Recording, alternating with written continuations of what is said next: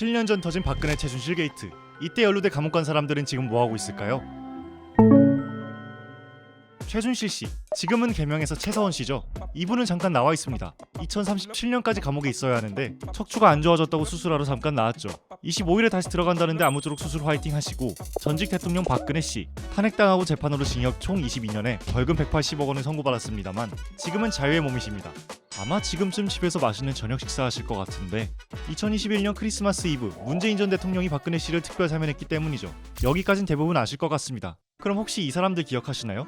김기춘 전 비서실장, 조윤선 전 문체부 장관, 최경환 전 경제부총리, 그리고 우병우 전 민정수석. 국정농단으로 온 나라가 시끄러울 때 꽤 자주 보이던 분들이죠. 김기춘 전 비서실장은 청문회장에서 최서원 모른다 거짓말하다 걸렸었는데, 제가 최순실 씨를 정말 모릅니다. 저도 이제 나이 들어서 최순실이라는 이름은 이제 보니까 뭐 제가 못 들었다고 말할 수는 없습니다. 이후 국정농단으로 구속수사받고 문체부 블랙리스트 재판에서 유죄받고 정경련에게 보수단체에게 돈 주라고 강요한 일명 화이트리스트 혐의로도 유죄받고 뭐 그랬죠. 조윤선 전 문체부 장관도 비슷합니다. 청문회에서 블랙리스트 모른다, 없다, 모른다 뭐 17번이나 모른다고 하다가 결국 존재를 인정. 바로 구속수사받고 블랙리스트 화이트리스트 쌍으로다가 유죄를 받았죠. 최경환 전 경제부총리는 국정원의 특수활동비를 상납받은 걸로 2018년 6월 징역 5년형을 선고받았는데요. 한마디로 국정원에 뇌물 받은 걸 걸린 겁니다. 그리고 우병우 전 민정수석, 청문회 앞두고 잠적해서 국회의원들이 현상금까지 걸었던 이분, 국정농단 방조 혐의와 직권남용 혐의로 재판받았는데 징역 1년을 받았습니다. 각기 다른 이유로 구속됐던 이분들, 요즘은 어떻게 지낼까요? 모두 자유의 몸, 아마 저녁 먹을 준비하고 있을걸요? 뭐 형량이 짧아 진작에 출소한 사람도 있고 집행유예를 받은 사람도 있지만, 얼마 전 대통령 신년 특별사면 때 전직 대통령 이명박 씨와 김경수 전 경남도지사가 감옥에서 풀려났잖아요. 이때같이 감옥에서 풀려나거나 복권된 사람은 1,300명이 넘는데 여기에 이 사람들이 포함된 겁니다. 전 국민을 분노하게 하고 나라를 뒤집어 놨지만 나라에서 공식적으로 풀어주고 면죄부도 줬으니 이제 뭐라 하기 없기. 이번에 사면되거나 복권된 사람 중에는 이명박 정부 시절 국정원을 동원해 댓글 여론 조작한 혐의로 14년 받았던 원세훈 전 국정원장, 딸 채용 비리로 징역 1년, 집행유예 2년 받았던 김성태 전 국회의원도 포함되어 있습니다. 이분들로 이제 뭐라 하기 없기. 자, 이 영상은 특정 정당이나 특정 정치 세력을 저격하려고 만든 건 아닙니다. 사면 복권 자체에 대해 이야기를 하려고 하는 건데요. 지금부터 잘 들어보세요. 위에 나온 굵직한 분들 대부분 복권됐는데요. 보통 공직자나 정치인이 감옥 가면 출소하더라도 몇 년간 선거에 못 나오는 등의 불이익을 받게 됩니다. 그런데 복권되면 이런 제한이 사라지죠. 2011년 이광재 당시 강원도지사는 불법 선거자금 혐의로 유죄를 받게 됩니다. 재판 결과에 따라 2021년까지 10년간 선거에 출마할 수 없게 됐는데 2019년 문재인 정부에서 사면 복권되어 2020년 총선에 출마할 수 있게 됐죠. 검사 출신인 우병우 전 민정수석도 변호사 자격을 잃었었는데요. 이번에 복권됐으니 다시 변호사 등록을 신청하거나 정치활동을 할 수 있게 된 겁니다. 그나저나 정부가 이분들을 사면한 이유는, 정부는 출범 두 번째 해를 맞이하며 화해와 포용, 배려를 통한 폭넓은 국민 통합의 관점에서 특별 사면을 단행합니다. 직무상 잘못된 관행에 따라 불법 행위를 저질러서 법의 심판을 받았던 주요 공직자 66명에 대해서 다시 국가 발전에 기여할 수 있는 기회를 부여하였습니다.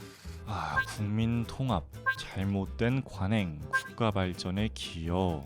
하긴 군사기밀 유출 혐의로 유죄를 받은 김태호 씨도 유죄 판결 2달 만에 사면받고 현재 정부에서 국가안보실 제1차장으로 국가 발전을 위해 일하고 있긴 합니다. 이번 특별 사면에서 가장 주목받았던 전 대통령 이명박 씨와 김경수 전 경남도지사에 대해 모두 반대 의견이 더 높았습니다. 정치적 성향 상관없이 인터넷 커뮤니티에서도 좋은 얘기는 많이 안 보이죠. 이번 특별 사면만 그런 건 아닙니다. 매 정부마다 특별 사면이 있어왔지만 언제나 논란이었죠.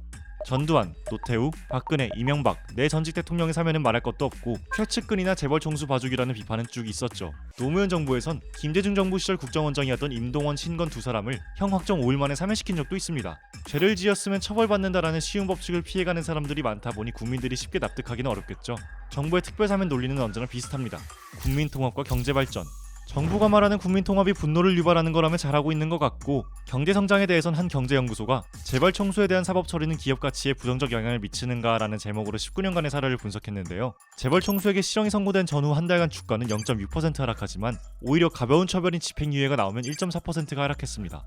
재벌 총수의 처벌과 기업의 성과는 별 상관이 없다는 거죠. 이렇게 특별 사면에 부정적인 여론이 많음에도 정부마다 반복되는 이유는 특별 사면에 대한 명확한 기준이나 견제 장치가 없기 때문입니다. 헌법 제79조에 의해 사면은 대통령의 고유 권한입니다. 물론 법무부 사면심사위원회라는 곳에서 사면 대상자에 대한 심사를 먼저 진행하긴 하지만 위원장이 법무부 장관이잖아요. 법무부 장관은 누가 임명합니까? 대통령이 임명하잖아요. 그리고 또 그 위원들은 법무부 장관이 위촉을 해요. 위원들 구성 자체가 법무부의 입맛대로 될 거 아니에요. 그러니까 공정성을 기하기가 쉽지는 않겠죠. 제대로 된 견제 장치가 없다는 건 곧 삼권 분립이라는 민주주의 취지에도 안 맞는다는 말이 됩니다. 사법부에서 열심히 재판에 죄 지은 사람을 처벌했더니 행정부의 수반이 대통령이 별다른 기준 없이 사면해버리면 사법부의 권한을 침해하는 거겠죠. 그럼 다른 나라는 특별 사면을 어떻게 하고 있을까요? 미국도 대통령에게 사면권이 있긴 합니다만 우선 탄핵당한 사람은 사면 대상에서 제외된다는 원칙이 있습니다. 또 유죄 판결을 받고 5년이 지나야 사면 대상이 포함되고 유명인이나 사회 지도층보다는 일반인에게 좀 더 사면이 열려있는 편이죠. 옆나라 일본은 형량의 3분의 1이 지나야 특별 사면 대상이 포함될 수 있습니다.